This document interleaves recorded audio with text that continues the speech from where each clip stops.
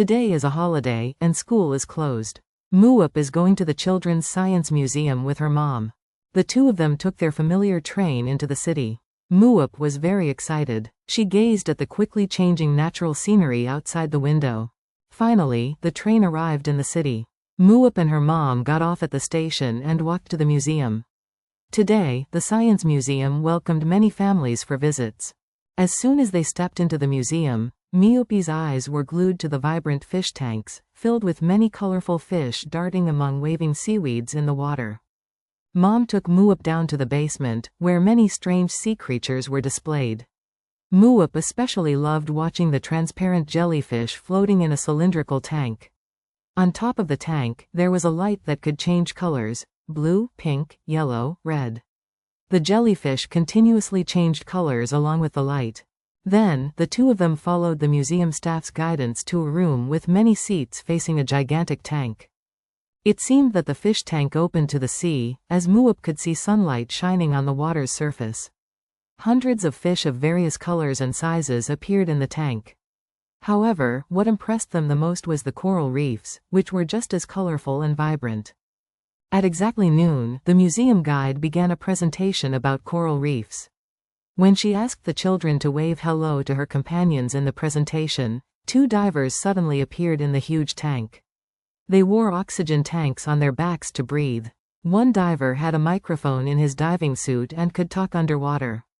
The children gasped in delight at the unexpected appearance of the divers. Has anyone heard of the term, coral bleaching? The guide asked the children sitting in the room. A flurry of small hands eagerly shot up into the air. Oh, so many of you know about this phenomenon. Very good. The guide calmly explained to the children about coral bleaching. Corals get their characteristic colors like red, blue, and yellow due to their symbiotic relationship with algae. When the sea temperature rises, the corals, which prefer cooler waters, become stressed and start to weaken. They expel the algae from their bodies, causing the corals to lose their colors and turn white. The bleaching of large coral reefs is clearly proven when scientists observe coastlines through satellite imagery.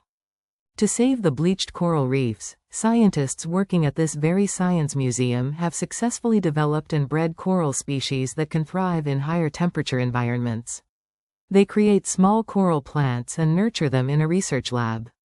When the plants reach a certain size and are healthy enough to grow in natural sea environments, the scientists and museum staff place them into this gigantic tank that opens to the sea. The guide showed the children pictures of the fish tank from 5 years ago when the first coral plants were transplanted onto the bare rocks. Muop and other children gasped in surprise as the small corals had spread throughout the tank in just a short time. Mom, look there. Muop tugged at her mom's hand and pointed to the coral. The corals are the same age as me. They also eat a lot and grow longer. Mom smiled and patted Muop's head, saying, of course, every living creature on Earth, including humans, needs nutrition and a stable environment to grow up. Muop nodded, seeming to appreciate her mother's words. Being a little kid, she didn't know what stress meant. But from her mother's words and the museum guide's explanation, it seemed stress was something very harmful to health, even making the sea corals unable to eat, turning them gray and old just like in human. After leaving the aquarium area, Muop and her mom entered the tropical rainforest section. Muop felt the hot and humid atmosphere just like when she went back to Vietnam to visit her grandparents. Here, there were all kinds of butterflies in different colors, including the blue ones that Muop really liked. Mom was delighted to point out a huge brown butterfly with a big black eye on its wing. She explained that this was a way for the butterfly to camouflage and pretend to be a larger animal so that predators wouldn't dare come close. Muop nodded, realizing that small butterflies are indeed very clever. Before long, it was getting dark, and Mom urged Muop to go home. Muop hesitated, wanting to see more animals, especially the albino crocodile basking in the sun with 2 turtles. Mom had to convince Muop, saying that the train was waiting for her before she agreed to go home. On the train ride home, Muop watched the sunset and the birds flying back to their nests while contemplating something.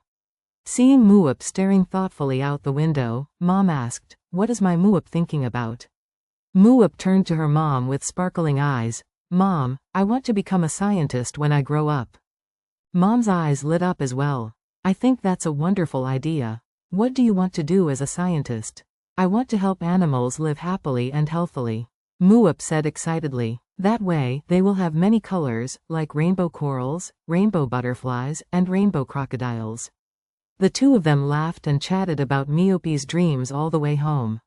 It seemed that Muop had learned a lot of useful things today. Let's all work together to protect nature and the animal and plant species on Earth.